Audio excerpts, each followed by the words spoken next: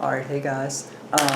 Today's video is going to be about Syria and the Syrian conflict and whether or not, just to get all the facts out there, and then you can decide whether or not for yourself if we should get involved, as in the United States, or who's really at fault.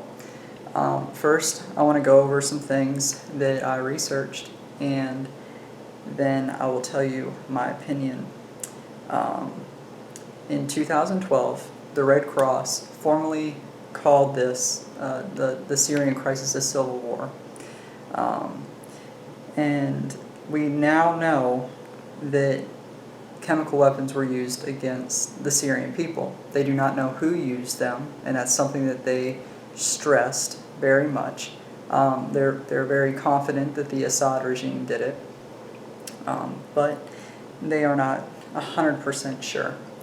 Which leads me to my next point of who Bashar al-Assad is.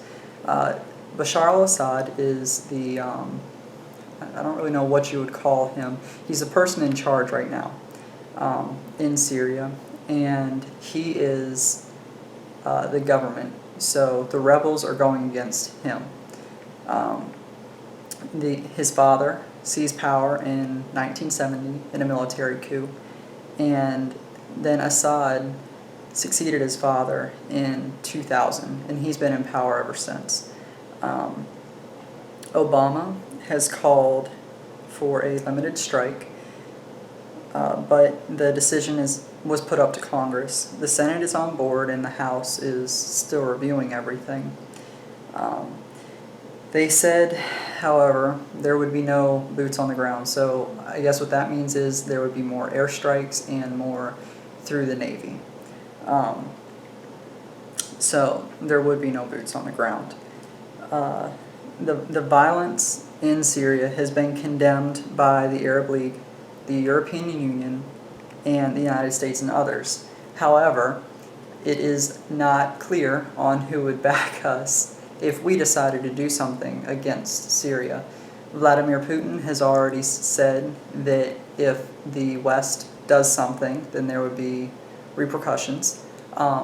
They are currently moving an aircraft carrier beside the coast of Syria, and that's a big concern. However, they also said that it is not going to be there to do military operations. It is going to be there to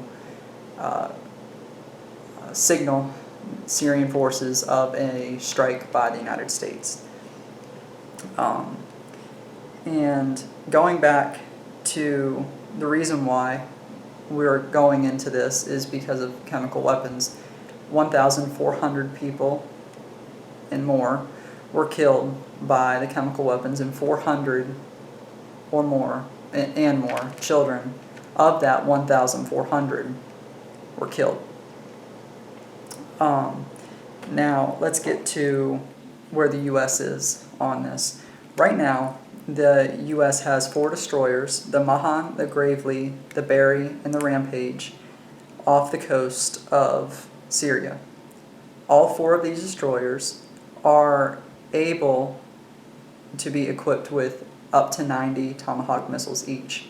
So, needless to say, 360, they're going to do a little bit of damage if they decide to do something.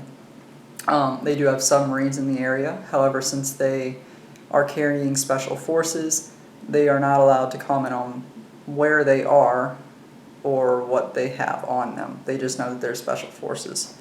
They have 2 aircraft carriers in the vicinity of everything. One is in the Red Sea, which is the USS Truman, and one is in the North Arabian Sea, which is the USS Nimitz. The Nimitz was actually supposed to be coming home from deployment. However, I don't think that's going to happen. The U.S. also maintains many air bases within striking distance of Syria itself.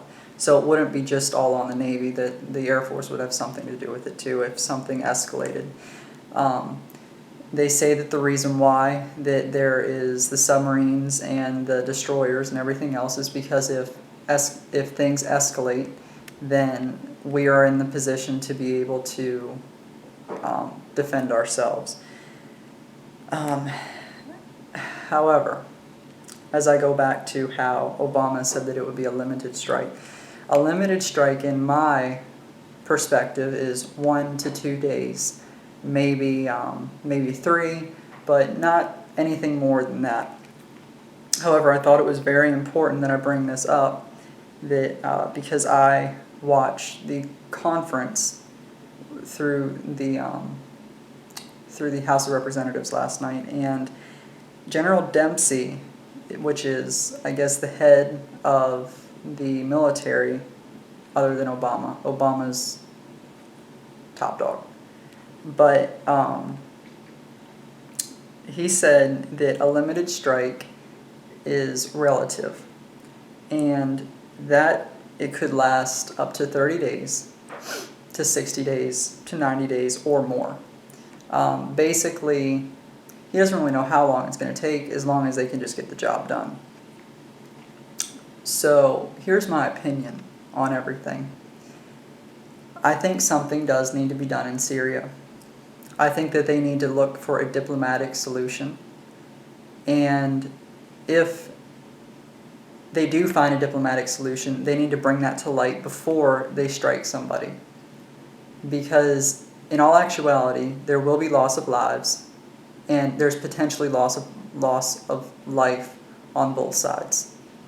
And as Obama and Secretary Kerry has already said, we're trying to come out of war.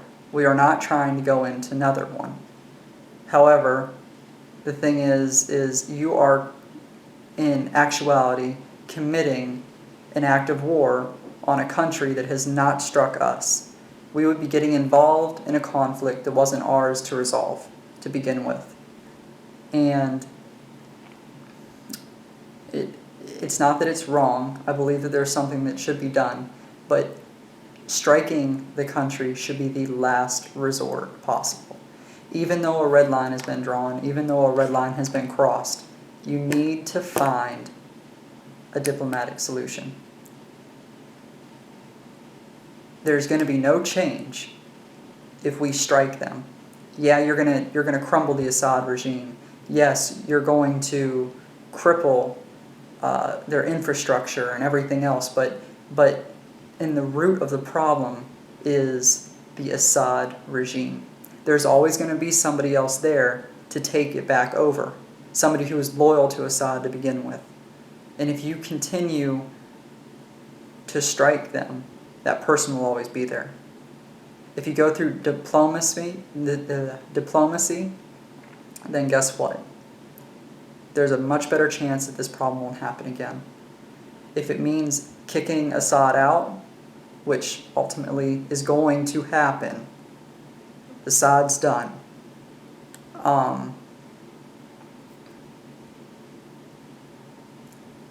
That's what needs to happen. They need to get rid of Assad, and they need to get rid of that form of government for a government that's for the people.